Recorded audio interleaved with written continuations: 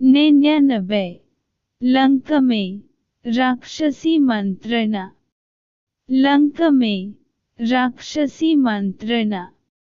इंद्रतुल्य पराक्रमी हनुमान जी ने लंक में जो अत्यंत भयावह घोर कर्म किया था, उसे देखकर राक्षसराज रावण को बड़ी लज्ज और ग्लानि हुई।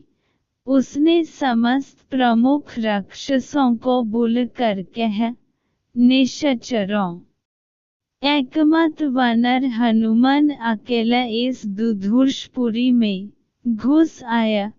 उसने इसे तहस नहस कर डाला और जनक कुमारी सीता से भेंट भी कर लिया।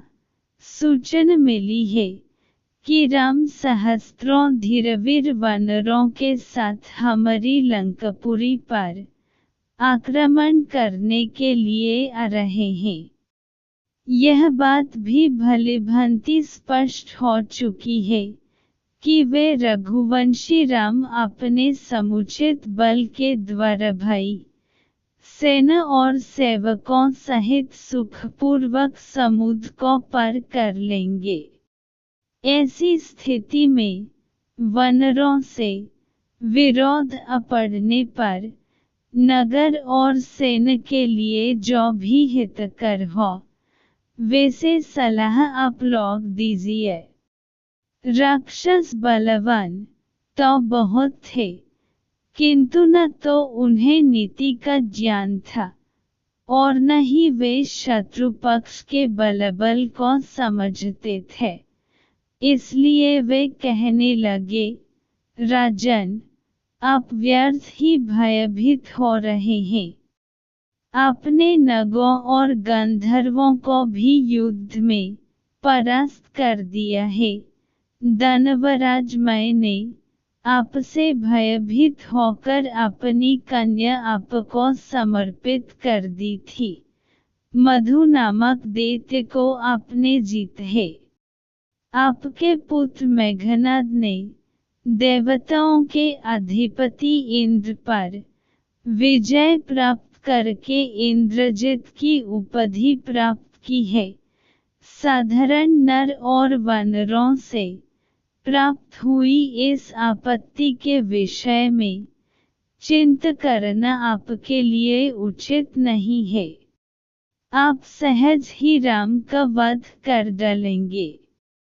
रावण के समक्ष प्रहस्त, दुर्मुख, वज्रदंष्ट, निकुंभ, वज्रहनु आदि प्रमुख राक्षसों शत्रुसेन को मार गिरने के लिए अत्यंत उत्साह दिखाया। उनके उत्साहवर्धक वचन सुनकर रावण अत्यंत प्रसन्न हुआ और उनकी हान में हान मिलने लगा।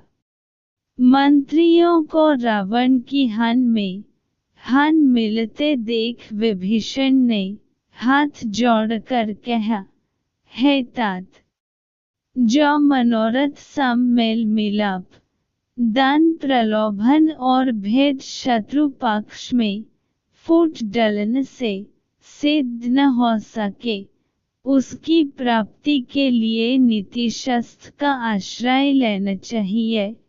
हे रावण, अस्थिर बुद्धि, व्याधिग्रस्त आदि लोगों पर बल का प्रयोग करके कार्य सिद्ध करना चाहिए, परंतु राम न तो अस्थिर बुद्धि है और न व्याधिग्रस्त।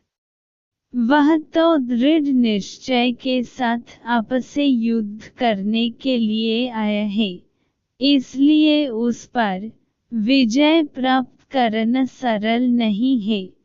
क्या हम जानते थे कि एक छोटा सा वानर हनुमान इतना विशाल सागर पार करके लंका में घुस आएगा? परंतु वह केवल आया ही नहीं, लंका को भी विध्वंस कर गया। इस एक घटना से हमें राम की शक्ति का अनुमान लगा लेना चाहिए। उस सेना में हनुमान जैसे लाखों वानर हैं, जो राम के लिए अपने प्राणों की भी बलि चढ़ा सकते हैं।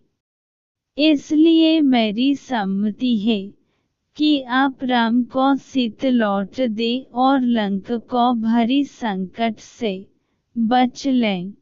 यदि ऐसा न किया गया तो मुझे भय है कि लंका का सर्वनाश हो जाएगा। राम लक्ष्मण के तीक्ष्ण बाणों से लंका का एक भी नागरिक जीवित नहीं बचेगा। आप मेरे प्रस्ताव पर गंभीरता से विचार करें, यह मेरा निवेदन है। विभीषण की बात सुनकर राक्षसराज रावण उन सभी सभासदों को विदा करके अपने महल में चला गया।